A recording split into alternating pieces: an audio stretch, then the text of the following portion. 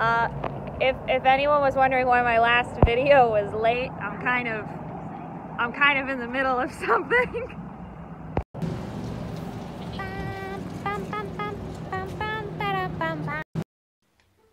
If you couldn't tell from the outfit and the general vibe and the title and thumbnail of this video, we're gonna just be chatting about Good Omens and how much I love the costume choices they made, especially in the historical scenes. When it comes to costuming history and fantasy at the same time, I think that there is such an important balance between anachronism and accuracy, and that balance is on the scale of character, and I feel like the characters really determine how far we need to lean into one or the other. How does it serve the character and the story to lean into accuracy, to lean into anachronism? And so I just want to chat about some of my favorites from all the scenes in Good Omens that are historically inspired. I'm gonna be including some quotes from Claire Anderson, the costumer for this show, as well as a few little bits from the actors themselves, and also some excerpts from Neil Gaiman, the writer of Good Omens, his Tumblr account, because he is very good about answering fan questions on there, and the fans want to know about what these people are wearing. Brief note, I will be covering some of the BC stuff, because there are things to talk about. I'm not well versed in those areas. I have not studied ancient Mesopotamian dress. However, you know, I'll be saying my little piece and moving on from those a bit more quickly than I will say the Victorian stuff. Before we jump into our timeline though, I do want to point out a couple things that just make me absolutely ridiculously happy about how carefully considered these characters are and their relationships to their clothing. Also, I didn't preface this, but I will only be talking about Aziraphale and Crowley, because if I start talking about anyone else, this video will never end. So first, Aziraphale. There's a quote from Michael Sheen that says, "I wanted him to look like a comfortable sofa.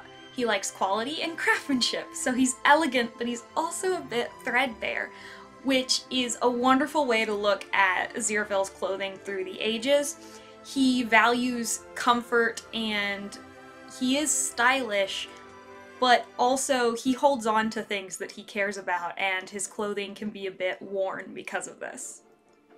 Also, when asked on Tumblr about Crowley and Aziraphale's hair choices and how Crowley seems to change his hair ridiculously often and Aziraphale never changes his hair, Gaiman's response was, there is a reason, yes, Crowley likes hairstyles, and Aziraphale is perfectly satisfied with his hair. I think this definitely stresses how these are characters who have preferences and who like things, and that is so carefully considered in what they wear and how they style themselves. Another thing from Gaiman that just reminds me that this show is not absolutely the most serious thing ever. It is fantasy, and it's meant to be fun. Is he jokingly responds to the question, do you think it's weird that Aziraphale wears the same outfit for decades? And he responds, I've been wearing the same outfit since 1987, and I don't think anyone has noticed yet. It's all fun and games here. So far as Crowley goes, just to preface some of his character traits and things that'll feed into his costumes, Claire Anderson, quoted, says that, like Gabriel, Crowley appreciates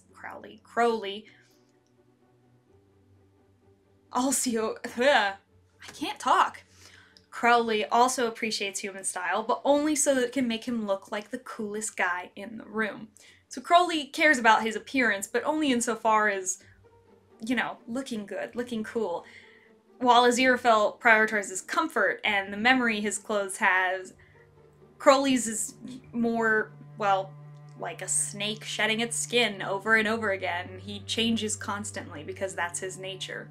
And one last thing before we jump into our timeline is prefacing that this is fantasy. Another quote from Anderson says, there was a very open conversation about how you related to these people in the script and how we would make them real and plausible, but give them a fantasy element. Give them something otherworldly about them.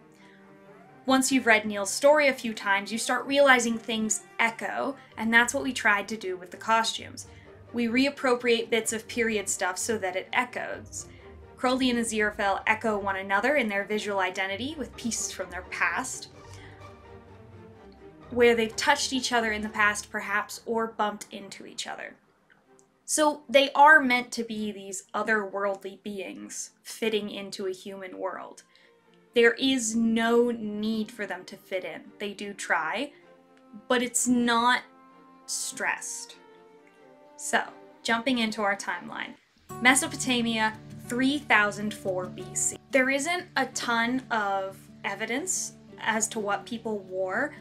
Simple robes and drapings, as well as sandals and head wraps, head cloths, hats, things like that, were definitely evident according to research. But as I said, I don't have a lot to say on this. I think that what they did in the show is brilliant, and I love how they're really sticking to their guns with color immediately off the bat here. From day one, we know that this is Crowley and this is Aziraphale, and these are their vibes. Anderson, the costume designer herself, says there wasn't any painting or documentation from this era, but we do know that tunics remained simple,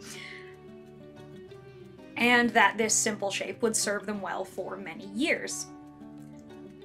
Jumping back to color for a second, I do have to say black dye would not have been at all common at this point in time. Black dye nowadays is still hard to get right if you're at home dyeing something, and chemicals definitely helped that a lot. It's feasible to have black dye in later centuries, yes, and even black paints and things like that, but it's not a common choice for everyone. You can get a dark brown much easier without having to go through all of that, or you can simply have materials that were black to begin with. So if you had all black sheep that you were making your wool out of, then it would be much simpler to do that.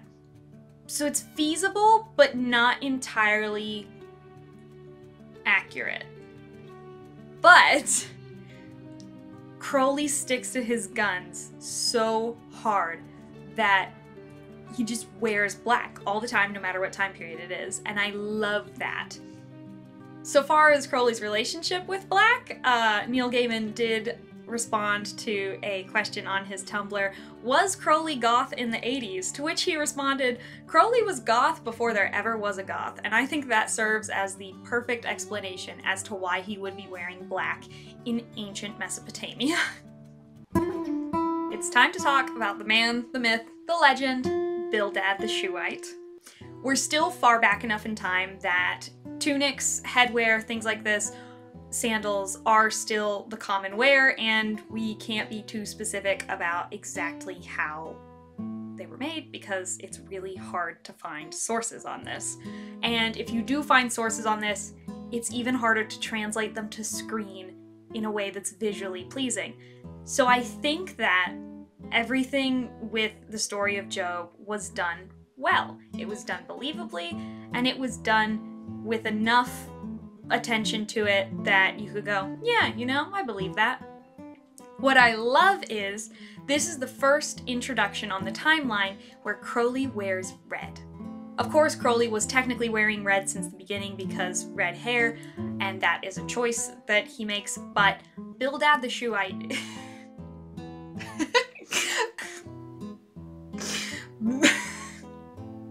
he's so funny. I can't take his goatee seriously.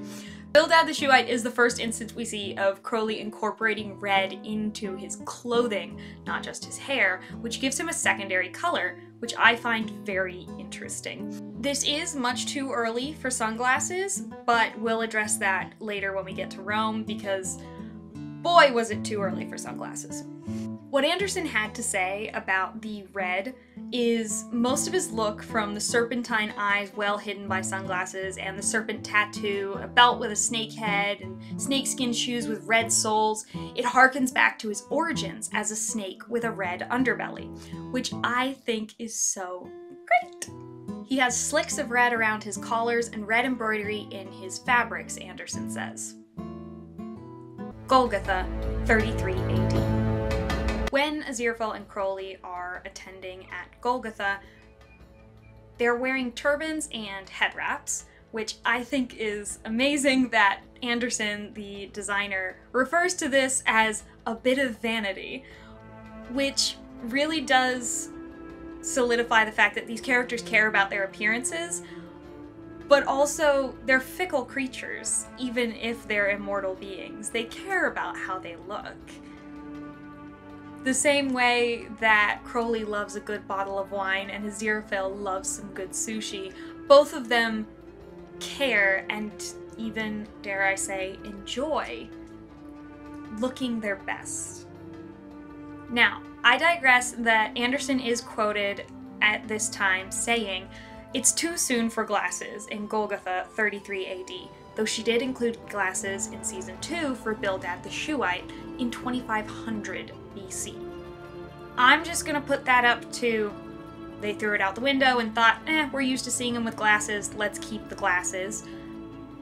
And also, it definitely is part of his character. Crowley is closed off with his glasses. He hides behind them. And so I think that keeping them on for the character of Bildad the Shuhite is definitely purposeful, because he keeps them on throughout the entire sequence, but removes them in his vulnerable moments with Aziraphale, which I think was important that he had a physical reminder of vulnerability, even though historically it dictates that if you're going to be accurate, you can't have glasses. But when designing Season 1, Anderson did say that Golgotha 33 AD would be too soon for sunglasses. So she does wear a head wrap to help conceal her eyes a little bit, and also Crowley is wearing the female attributed clothing of this time, a type of dress called an abaya, which is attributed to female identifying people, in this case, Crowley, at the time. When a fan asked Neil Gaiman, "Can I think Crowley is gender fluid?" Neil Gaiman responded, "You might as well, I do." So, according to the writer, he does consider Crowley to be a gender fluid being, which does make sense because Crowley is not human, or of this world even. And of course, I mean, Crowley quite literally was the nanny at one point, so, like, she was pretty clear on that from the beginning. Now we move on to Rome, 41 AD. I do think it's neat to hear about how Anderson dealt with the difficulty of switching from tunics to togas. She says that togas were so difficult because of the significant amount of fabric that was used historically to make them.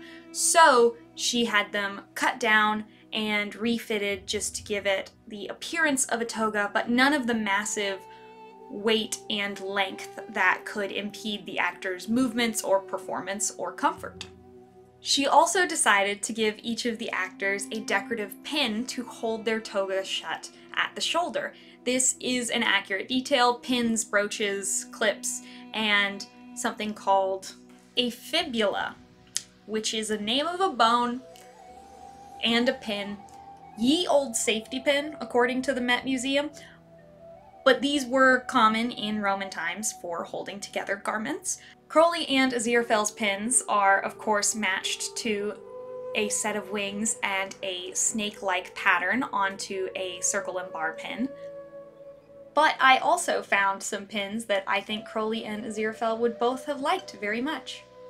There are the ring and pin brooches, like Crowley wore, as well as the flat-faced brooches, like Aziraphale wore, as well as some very whimsical options. The Romans loved putting animals on things, and I especially think Crowley would have admired this duck fibula. Also, credit where credit is due, both Crowley and Aziraphale's brooches were made by George Easton at Donegeld Historic Jewelry. So, wonderful work, George. I commend you on it. Anderson also says, quote, "Although history might argue it's too soon for sunglasses, Crowley starts to shield his eyes with very small eye-shaped lenses." It's suggestive rather than historically accurate. Of course, Neil Gaiman had something to say about this when a fan asked him on Tumblr, what did Crowley do to hide his eyes before the invention of sunglasses? To which Neil responded, he invented dark glasses early. Before that, he mostly glared at people who commented on his eyes, and they mostly decided not to. But the good news is, from here on out, we are safe with any sunglass choices that Crowley may make now that he has worn his first pair. We now join Crowley and Aziraphale in the Kingdom of Wessex, 537 AD. I'm gonna go on a tiny little rant about armor, but if you really would like to know more about the history of Arthurian times, because that is what they are trying to depict here, I highly recommend you visit the channel Jimmy the Welsh Viking. He is absolutely knowledgeable about these things, and I think that he explains it so well. Addressing it though, King Arthur is mentioned in this scene, and Arthurian legend takes place, theoretically, long before armor. Full plate armor isn't a thing for about another 1,000 years? 800 or 900. A long time though. So full plate mail for knights isn't a thing. Chainmail is a thing. You can have gauntlets, you can have helmets, you can have shields painted with wonderful visages of religious imagery. I think that would have been so cool for Aziraphale because King Arthur was, in legend, told to have a shield with the visage of the Virgin Mary on it. Having a heavenly shield for Aziraphale could have been such a cool detail. And Anderson did specifically try to match their helmets to try and give them some flair so far as accentuating their different qualities. She wanted a small face hole for Crowley to really give a snake quality. And she had these big pauldrons for Aziraphale to give like a wing effect, but also a white fur cloak. And you could have just gone with mail. You could have made it a really polished silver mail and a really dark mail. Still had your light and dark differences. You could have done gold rungs around the mail to accentuate it for Aziraphale. And you could have even put red on for Crowley. It would not have been entirely unplausible. So far as wings for Aziraphale, you could have kept the cloak. Give him a giant white furry cloak. Sure, say he killed a polar bear at some point. I don't care. There are rabbits and wolves and sheep and so many things that could have given him a white cloak. And he could have still had plenty of gold embellishments as well to give that ethereal effect. I also would have loved to see, I'm really gonna rant about the shields here, I would have loved to see absolutely beautifully decorated shields and helmets for Aziraphale and Crowley. Something with stones or designs on it with depictions of heaven and hell, demons and angels, all of that conflict and things like that. Wings and snakes. I do understand why they went the direction they did. Armor is recognizable. King Arthur is a fun name to throw around, and it makes for a dramatic standoff. However, my little historical heart does love me some chainmail and magnificently built and painted helmets and shields. Next on the roster, the Globe Theatre, London, 1601. Oh my gosh, the Globe Theatre. I bet only really cool people go visit there, you know. When I was in London, I visited Shakespeare's Globe, and this was my souvenir.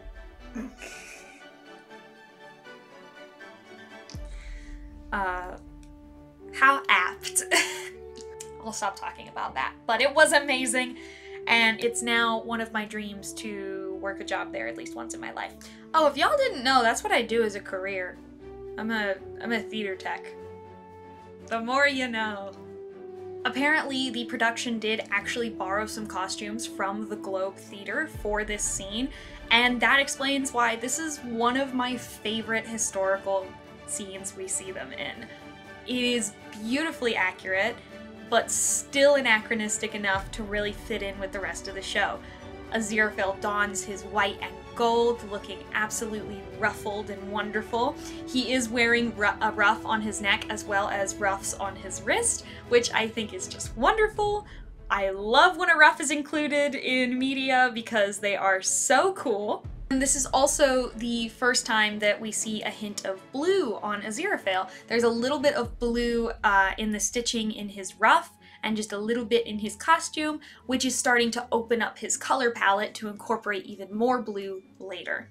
And I think that the evolution of his color palette is a really neat step in how his character is opening up to the human world, not just with his clothing, but also the fact that he can choose colors, and he can choose to be colorful and wear whatever he wants, really. He doesn't have to adhere to what the people want or what the people are wearing. He can dress how he wants. Whoa!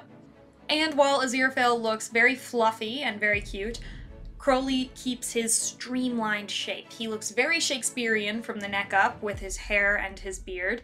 And from the neck down, once again, he's giving ye old goth. I do appreciate that in this scene and the next, the costumers did not shy away from using stockings, because pants weren't an option that everyone was wearing. Like, breeches were a thing. In this case, trunk hose is what they're wearing. That's what the big balloon pants are called. But underneath of those would have been pairs of stockings with garters. They are both wearing jerkins, and one thing I find interesting about this period specifically is that prior to the 1700s, really, most men's and women's fashions were more interchangeable so far as jerkins and doublets and things like that go. The only difference really is on the bottom. You either had a skirt or you had a hose. And I know that it is a very popular style and is seen in so many different instances, but I think that Crowley in this look looks so specifically like this portrait of Mary Queen of Scots. Paris, 1793. The first thing I'm gonna cover is every other little history nerd out there who saw the label Paris 1973 and then heard Crowley say that he got himself locked up in the Bastille. I also was racking my brain thinking, that does not sound right. And it's not! Once again, just to remind us how much of a fantasy and how we are at the whims of fantasy in this show, a fan asked this question to Neil on Tumblr: how was Aziraphale locked up in the Bastille in 1793 when the Bastille was destroyed in 1789, 4 years prior? To which Neil Gaiman responded, oops. Sometimes you just glaze over things, and it works because it's a 4-year difference. And I can't be mad about it, but it's honestly hilarious. Aziraphale makes the big mistake of dressing like an aristocrat during a revolution. He just can't help himself and cannot stay away from those fancy, fancy threads. While I will give Crowley a pass for his inaccuracies because he is dressed down for this occasion, so he is dressed in earlier styles, it makes sense for that to be the case if he is trying to dress down. However, Aziraphale dressing and supposed to look very fancy and all that, the giant cuffs and the big pleated back of his jacket is an earlier style. And so what I would have liked to see is I would have liked to see something a little less militaristic, because those big bands of gold on him are very militaristic. Something with delicate embroidery like florals or birds or something would have been really great. And I wish that it had been a fitted jacket with a smaller tail and with smaller cuffs as well. It can be just as elaborate, it can be just as ridiculous and pompous for him to be wearing this, but he's an older style, and so he looks dated to me. He looks fine for anyone who's just watching it and going, oh, old French thing. Yeah, got it. Great. You know, could have been fancier. Also, it would have made even more of a difference when he transforms to dress down as a revolutionary.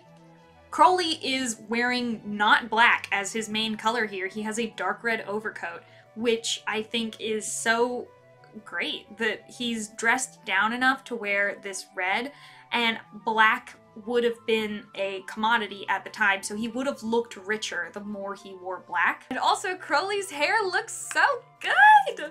I love his hair so much right here because he's got his little buckles on the side and a wonderful little curl up top and a lovely ponytail with a bow. It is perfect. I do have to give a shout out. Anderson does say that he changes into his clothes for being a revolutionary and wears a red cap of liberty, which is a soft beret that falls somewhere between a modern French beret and a pirate headdress. That is a fun detail for him as a revolutionary. My favorite detail is the fact that he's wearing a French revolutionary cockade.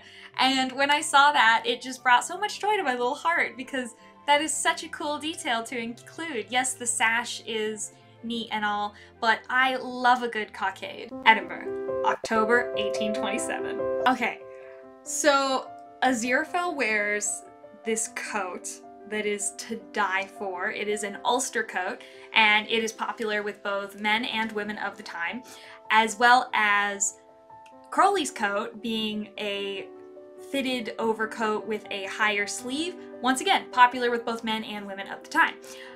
Aziraphale also is a little large for his clothes in this, but the solution for that isn't always get new clothes. Sometimes it's a stylish little buckle chain, which is absolutely wonderful. I love seeing details like that. Both of them properly have top hats on, which is a wonderful detail. Crowley's top hat being quite so tall and skinny is a bit of a later style, but I think it does add to the character's exaggeration of tall, skinny, absolutely towering, dark figure, and then Crowley is juxtaposed by Aziraphale, who has a shorter, wider stature that is fluffier, softer, more welcoming. And I think that the cape on the Ulster coat definitely does that as well. And it also has wonderful little blue stitching on it, and we see more blue details showing up in Aziraphale's wardrobe. Both Crowley and Aziraphale properly have on overcoats, then coats, then waistcoats, then shirts, and cravats tied into wonderful fluffy bows.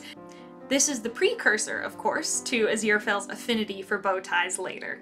Both are wearing straight-leg trousers, which is a common choice of the time for day wear, walking wear, and such, though if you were in a more formal setting, you would be wearing breeches and stockings.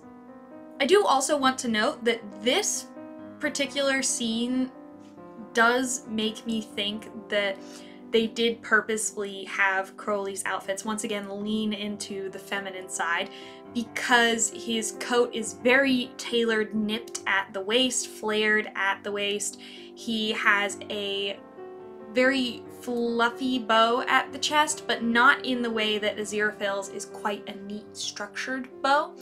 So I think that Crowley definitely does look a bit more towards the feminine side, as well as the inclusion of gloves for Crowley, but not Aziraphale. Once again, also, I think that that and the sunglasses leans into Crowley putting barriers between himself and others, and I love that. St. James's Park, London, 1862. I have things to say. Wonderful, absolutely wonderful. We see Aziraphale really lean into the bow tie thing. This is where he starts his affinity for tartan as well. He absolutely keeps it after this, and he keeps many things from these scenes as well as his waistcoat. Costume designer Claire Anderson says that this is the time period with which Aziraphale gets most comfortable fashion-wise and settles into a Victorian look with tartan flair. Crowley, meanwhile, wears a pair of long, elegantly cut trousers that we will see again in the 1960s. The trousers repeat, which is basically what fashion does anyway, Anderson says, and that's what the story does. There are notes backwards and forwards. I think that this is a brilliant thing for Anderson to say because fashion is cyclical, and if you pay attention, it becomes more clear as the cycles continue to overlap each other. And I think that comparing this to the cycles in the stories also is a wonderful nod. Aziraphale, once again, looks more relaxed and welcoming than Crowley. His coat is unbuttoned, he is feeding ducks bread, and having a lovely time. He has a shorter, wider top hat once again. Crowley, on the other hand, is fully buttoned up in this double-breasted wool suit. He has a cane crossed over the front of his body, and it looks like he's ready to beat someone with it. He has his sunglasses on. Now they have sides on them, and these particular sunglasses were thought to be very good for you in the Victorian times. They were referred to as eye protectors or railroad glasses, and often in Britain were called British eye protectors. They're meant to keep out bright light and dust when driving or riding. I think that specific sunglasses like this add so much to Crowley, especially when he's even more closed off. It's not just two little circles right here trying to block you from him. Everything is closed off. He does not want you looking at him. I'm going to talk a little bit more about Aziraphale because this is important for him, this particular period. Aziraphale's tartan is a registered pattern, and Neil confirmed this on Tumblr. It is called Heaven's Dress. This is also really where we see Aziraphale hold on to clothing and give it meaning, and imbue his clothes with memory that he wants to keep and continue and care about. He just doesn't want miracled clothes that he changes all the time. He wants clothes that are his. And when asked on Tumblr, why are Aziraphale's clothes worn and old-fashioned in the present when he's dressed in clothes that are in good shape and time period accurate in the past? Neil Gaiman said, he likes them. When he changes clothes, he buys new ones, but he's been quietly updating his Victorian clothes for a long time now. The simple answer, he likes them, which I think is so wonderful because it's another thing that is so human that Aziraphale loves so much. London, 1941, the Blitz. During World War II, we see both Aziraphale and Crowley in suits. Aziraphale, of course, keeping some of his Victorian vibes about him and sticking with his guns to the bow tie. When asked about a bow tie on Tumblr, Neil Gaiman had this to say. When did Aziraphale discover the bow tie? About a month after everyone else stopped wearing them. Which is a wonderful answer, and of course, I think definitely serves to stress how Aziraphale will hold on to things because he likes them, not because someone tells him he needs to be more stylish. I also absolutely love the inclusion of some fedoras on both Aziraphale and Crowley. Crowley has that wonderful slick back, high and tight, popular style. Of course, it is very militaristic because everyone and their mom was in the military or supporting the military or something to do with the military at this point, and so most young men would have a high and tight slick back haircut. On top of that haircut though, fedoras. Absolutely in love with fedoras. Very jealous, haven't found a fedora I like yet, but actually, I may have a fedora. Now, this is giving 2013 Pinterest, not 1941. You served me well in 2013, though. It's because I bought it at the height of fedoras in 2013. Once again, fashion is cyclical. Of course, the most famous person that I can think of at this time who would popularize fedoras is Frankie Sinatra. The man, the myth, the legend. I did it my way. The other thing that I think is a neat touch in the 1940 scenes is that Crowley wears a blue shirt. He's not wearing all black, and he has his touch of red in the tie, but he's wearing a blue shirt. And so, when asked about this on Tumblr, Neil Gaiman replied, Crowley was not going to let anyone mistake him for a black shirt during World War II. Which is a great answer, because no one would want that. If you don't know, the black shirts were a part of Mussolini's fascist regime, so not a great thing to be mistaken for during World War II, so I think that putting him in a color was great. Why not just put him in a red shirt then with a black tie? Why not just put him in a red shirt with a different colored red tie? Why not put him in a red shirt without a tie, you know? It would be weird for the 1940s, but he could make it work. I adore that they chose blue, because who incorporated blue into their outfits? Aziraphale. Aziraphale incorporated blue into his outfits, and now Crowley, when forced to pick a second color besides red, chooses blue. I'm more than a little obsessed with this show. I also love how, once again, we see Crowley in a very snug, tight, up and down, tall stature, elongating costume, and we see Aziraphale in his costume, which does absolutely nothing to make him look taller, and everything to make him look like a comfy, threadbare sofa. Last but not least, Soho, London, 1967. Before I even started researching for this, I was just looking at pictures, and my immediate thought was, oh my gosh, Crowley looks like a beetle. Not this kind of beetle, that kind of beetle. When I went to go do my research, I found pictures of John Lennon, of course in the John Lennon glasses, obvious nod, but his hair, Crowley's hair is so much like a Beatles shag hair, as well as the Beatles turtleneck that some of them have worn, particularly John Lennon. Also, when I went to look at Claire Anderson's quotations in reference to the 60s scenes, she specifically references who? John Lennon. She does also say that Crowley, as noted, continues to wear his Victorian trousers, once again, fashion being cyclical, which are right up to date, and he pairs it with a black velvet paisley jacket with contrasting lapels. Aziraphale, we don't get to see much of his outfit in this scene. What we do see is most of his Victorian attire that he has kept up through the years. However, he is a little more loose-vibed with his undone buttons at the top, and then a cravat instead of his normal bow tie. This, of course, does help with the entire let's go time jump to time jump and give him a lot of the same clothes. There has to be a different way to style them, though, because otherwise it's going to look like he's just been wearing the exact same outfit forever and is entirely unaffected by human trends. He's not. That's part of why he loves humans so much, is the fact that they're human and they do human things, and he likes to try human things. So, cravat, even though his cravat is recycled from his Victorian look, it's tied differently, it's worn in a more modern way, a little bit more loose, a little bit more ruffled, and I think that is wonderful. I think it comes as no surprise that this show is so clearly well done and well thought out, and I am happy that you took the opportunity to watch me rant about it.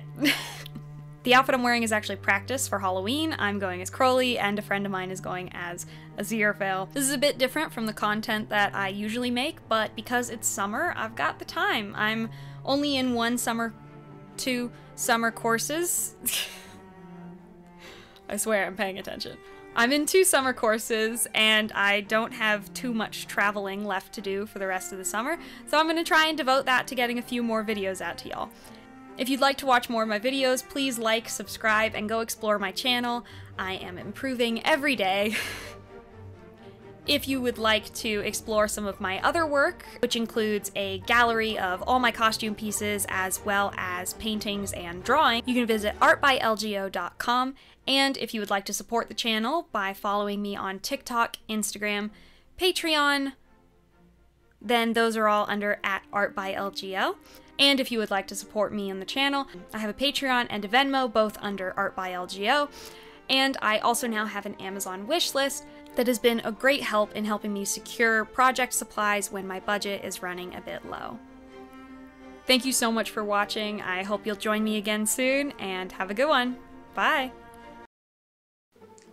Mesopotamia. Mesopotamia. What was it called? This is the pre-court. Oh my god. My camera wasn't on. I was just talking for like 15 minutes to